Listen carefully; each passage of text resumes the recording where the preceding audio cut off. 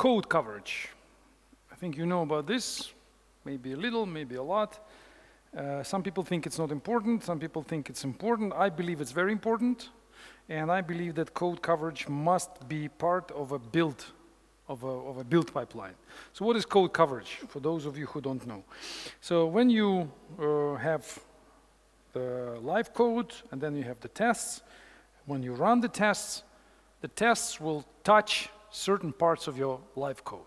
Certain parts will be untouched because you don't test them, and certain parts will be touched maybe a number of times. For example, you have the line which is, I don't know, prints the hello world, and then you have a test which calls this method and it prints. And then you have another method, another test, which also calls this method and it also prints hello world. So you're gonna touch this method twice. This line of code will be touched twice. Some lines will be not touched. So the question is, how much of the production code you actually touch? How much of that code you cover in your tests? The more, the better, obviously. The more code you cover with the tests, the better is your testing. It's not a guarantee that if you cover the code, then the tests are good. For example, you have an algorithm which calculates the sum of two numbers, A and B. So you call this algorithm and you give 2 plus 2, and it gives you 5. And you ignore it. Whatever it returns, the test says it's okay. No segmentation fault, it's good. No Stack Overflow, good. 5, it's okay, I don't care. So you touch the lines, the coverage will be 100% because you called the line. So you have just one line in your live code, and you have just one line. I mean, you have some test. It doesn't matter how many lines you have in the test, but you have just one line in your code, and you touch that line of code, the coverage is 100%, but it's not a guarantee that the testing is strong. But if your coverage is low, then this is more or less definitely a guarantee that your testing is weak. You know, in the other direction, it works pretty well. So that's why some people, some software architects, including me, they advocate for checking the coverage in the build. So let's say you configure your build pipeline. In the beginning, you have style checking, as we discussed. Then we have some static analysis, as we didn't discuss, but we will. And then you have the testing, the unit tests which run. Then you have integration tests which work together with the resources and everything. And finally, you collect the coverage information and you check the numbers. And there could be different numbers. The coverage is not just one number, there are different numbers. The branch coverage, the line coverage, the different coverages. And I'll show you now how it works in the same project we saw already. So this is the same JCabby XML, the library for XML processing. So this is the badge for the coverage, and it says 53%. So how, if I click here, I go to CodeCov platform, where the coverage report is delivered on every build. So every time I build the GitHub action, I configured it this way. So GitHub action builds the HTML reporting, collection of HTML pages, and deploys to codecov.io. It's a free platform. You can deploy your code there as well. And it renders this nice graph, which shows the code coverage. So let's see exactly what it means. So I click in the src, main, java, com, JCabby, XML. There you go. So these are the files, and this is how much they're covered. Each file is covered to a certain extent. Nothing is covered by 100%. Now let's see in details. For example, the file, I don't know, DOM parser, whatever, any file. Some files not covered at all because the tests are disabled. So this one, there are no, exactly that. The tests are disabled, so that's why this file is not covered, 0%. There's only one file. And yeah, another one, this one, class path resolver. For this one, I don't know what happened, but for this one, for some reason, the tests are disabled. I'll check why. It's only 6 lines. Yeah, maybe this is just an interface. No, it's not an interface. We see just a few lines, but nobody called those lines. So nobody tested this class, even though it would be a good idea to test it. It's normal Java class, which is testable. So let's see the one, this one, for example. So this is the source. The red one means no tests. I mean, these are annotations. It's hard to imagine how they can be covered with the test. So maybe just a mistake of the. So this is the constructor. So somebody called it. Look, it's a green. We don't know what was the result. They were just called. This constructor was also called. And this is interesting. Look, the try catch. So the try line here, it was covered, but the catch was never covered. So it means that the test didn't simulate the error situation. So it was always positive scenarios. So we don't know what will happen in real life if this exception will happen. So maybe there is a bug here. Maybe this throw, for example, let's say, for example, there is a string format. So if in the string format, let's say I make a mistake here, instead of %s, I would say % something else. Then the string format will fail here. It's going to be double exception. It's going to be one exception here and then another exception here. The user will be upset, but this situation is not covered by unit tests. So this less coverage, less than 100% coverage, is an information for us, is an indicator for us. It tells us, look, something is wrong. So good programmers, they look at these reports and they see, okay, I understand, this is not covered, and they introduce new tests. That's what the coverage is for, first of all. Let's see again, here, the same story. The positive case is covered, the negative one is not. This is covered, yes. And the orange means, you ask me, I don't know. What is the orange? What's the difference between green and...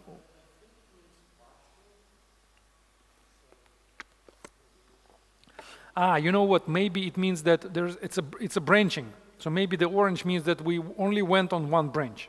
So it was, you know, ideally we should go on both branches, if true, if false. But yeah, you're right. So the orange means we only went into one branch. Let's check something more complex. The code which is more complex, with more branching. Yeah, here, look, if take a look. Here, this line was covered. Then this one was partially covered, exactly like we discussed. If not, so we never went into this block. So it was always, file was always exist. You see? So we never went into this block. So definitely, if the bug is here, our unit tests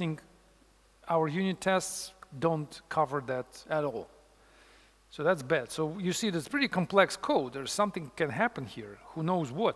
But the tests never, even though I have many tests in this application, but so instead of looking through this code like this, you just look at this number and see 53, red. So if it would be a good number here, it would be green. The button would be green, and that's it. And in some packages, I have that green button. Take a look. We can find some other products in this family. So for example, maybe this one. I think this one has high coverage. Yeah, 82. Well, still not perfect, but already not red. So 82, because the code is less complex, so it's easier to achieve higher coverage, of course. Again, the same story here. We'll just go file by file. Yeah, take a look. The numbers are, sometimes we have 100, but this is only, not only, but because the files are not so difficult. It's all green, you see? So so we checked all conditions. Everything was covered. You see? So it's a good test. So we covered all possible situations with the test. Coverage on branch. These, I don't know what it means. You can find out yourself. And so on and so forth. So this package is much better covered than, see, boom, this didn't happen. This didn't happen. But if you read the books, if you listen to presentations, there will be many people telling you that coverage is not the metric to pay attention to. Many. on software conferences, everywhere. They will tell you that no, no, no, you don't pay attention to coverage, it's just a bad idea because coverage tells you nothing. And then they will start making you examples. They will tell the examples like I gave you. Like you 2 plus 2, you ignore the result, you have a high coverage, it's wrong. Their point, they have some point. Their point is that don't ask programmers to just blindly increase the coverage, because they can do it, but they can do it without thinking. And just like I told you, 2 plus 2, the coverage will be high, and that's it. They will solve the problem. But that will only make the code worse, because they will write bad unit tests, which don't really test anything. Another example of a bad coverage checking is when people try, in order to increase the coverage, they let me start with the problem. Sometimes you cannot achieve 100% coverage at all. For example, you have a private method. A private method which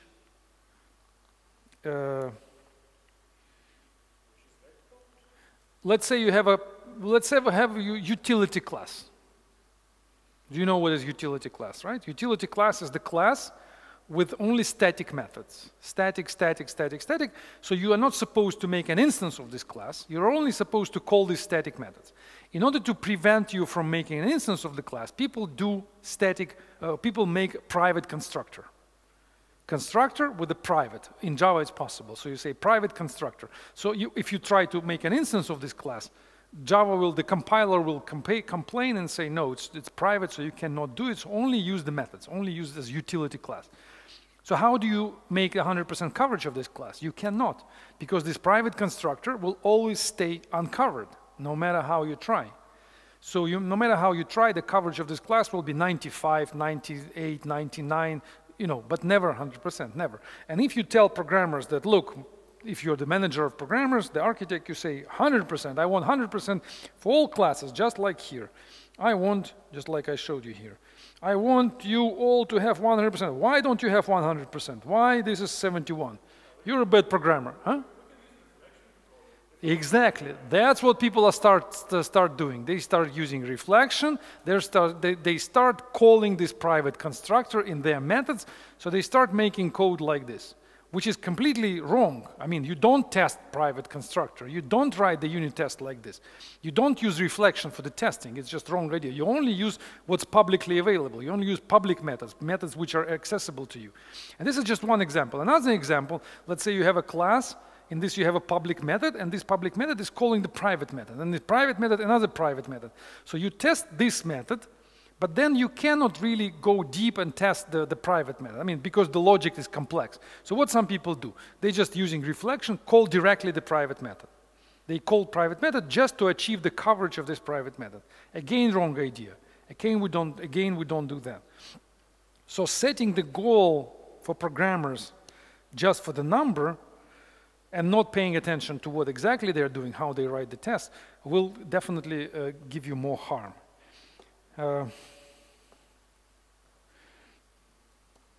But not paying attention to code coverage is going to give you even more harm, maybe like this. I don't know exactly how to measure the harm, but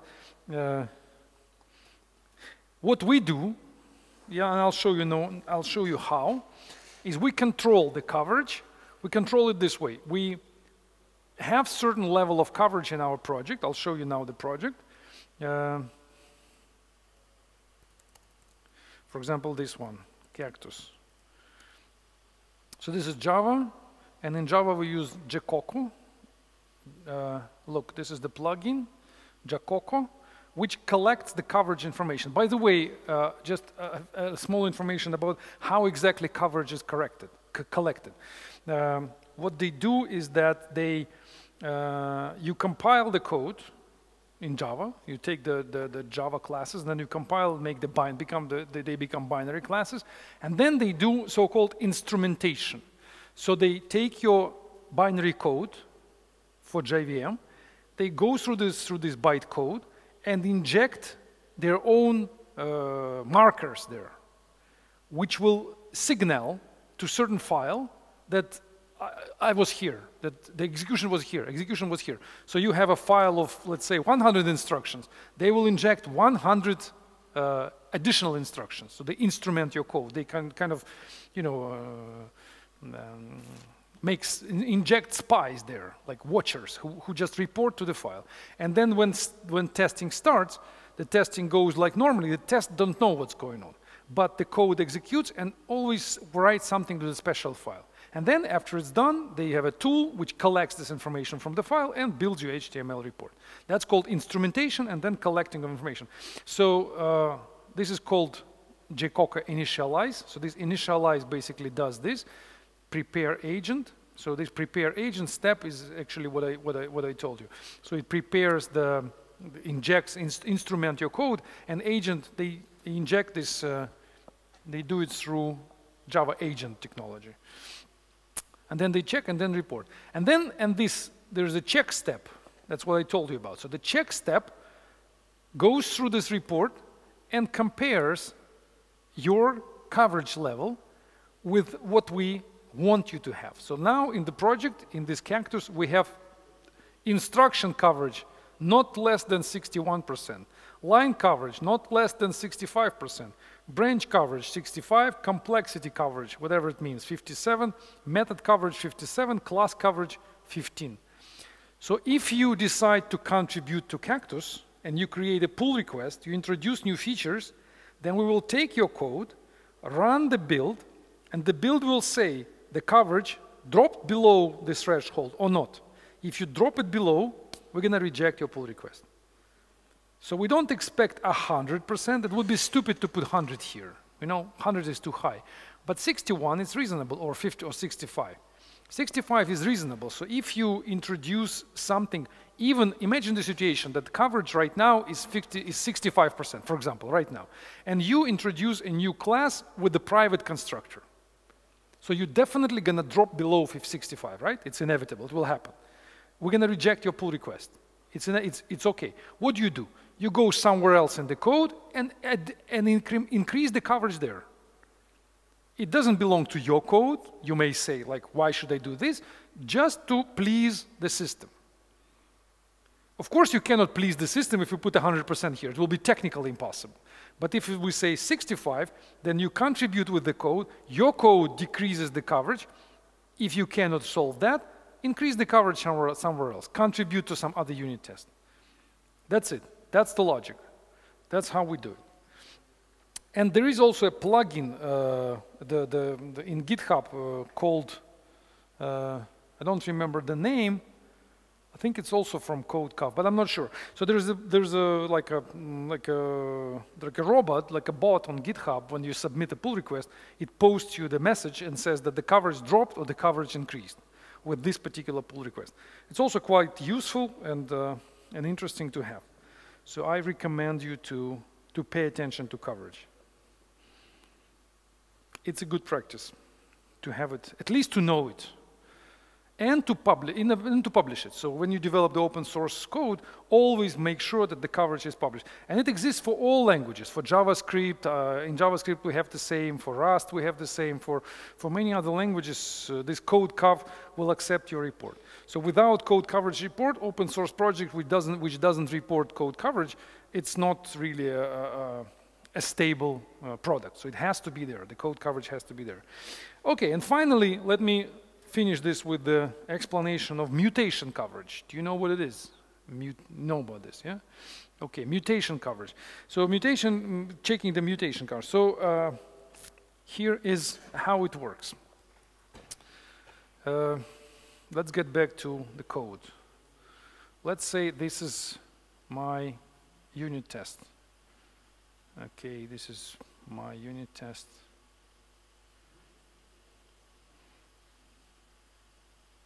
Maybe it will be difficult like this. Let's do the simple. Let's say this is my code.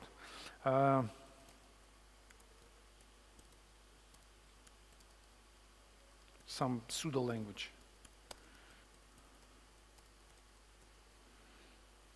Now I write the test.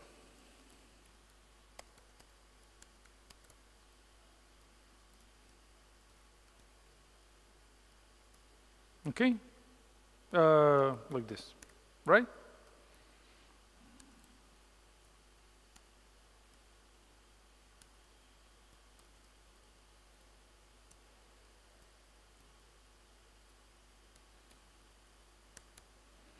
correct? Let's say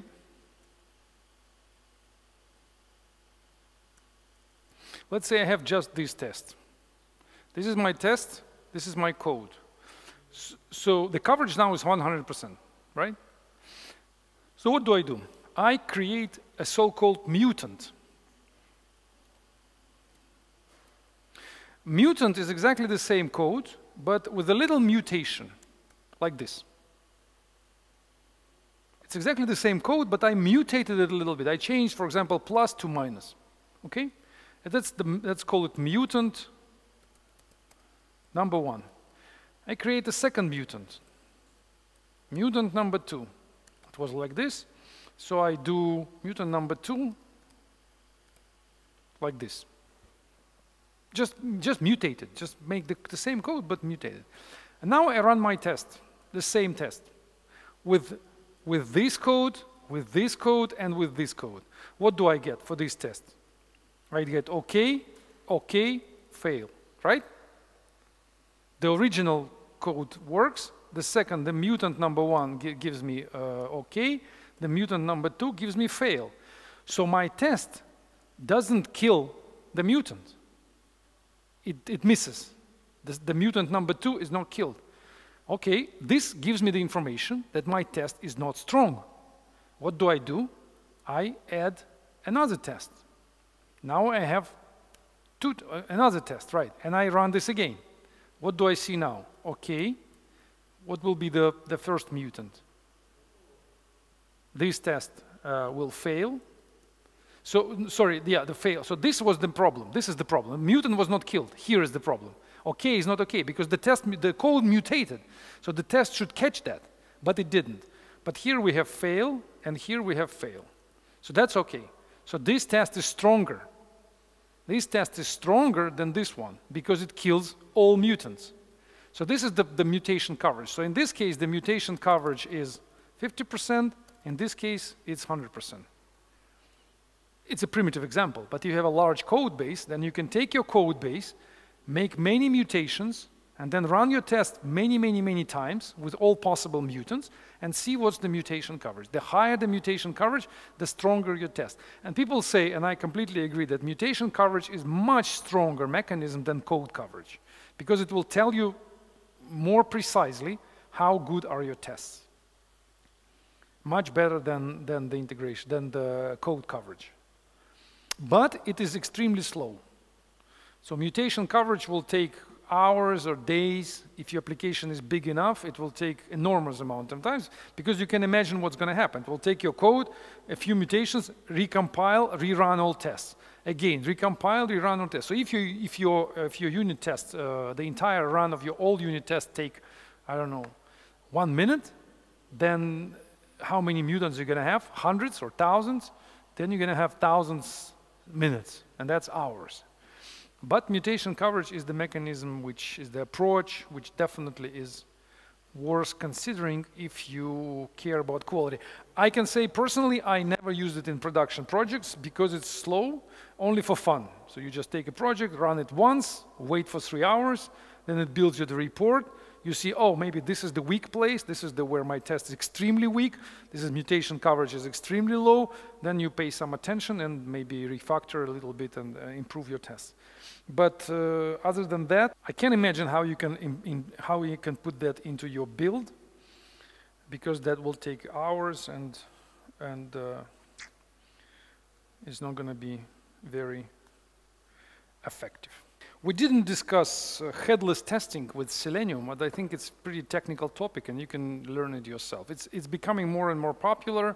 People use it, you know, headless testing. It means that you don't start the browser like we did before a long time ago, but now people don't use the real browsers to run Selenium. They just use so-called headless testing when they just run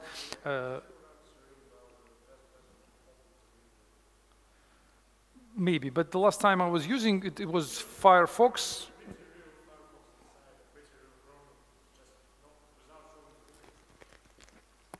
Yeah, exactly. You don't see the window. It just runs Firefox inside, but headless. So you don't see anything. It's command line. So you can run it on the console. You can run it on CI. You can run it on GitHub Action, which was not possible before. Before it was like opening the window. So you need like a really computer with the Ubuntu installed, with the UI, everything. Now it's headless. So you can run it from like really command line, which is really, which is much more convenient. And but inside it's exactly the same. Firefox or Chrome. So you can use Chrome or Firefox, and you configure everything from Selenium, and it will.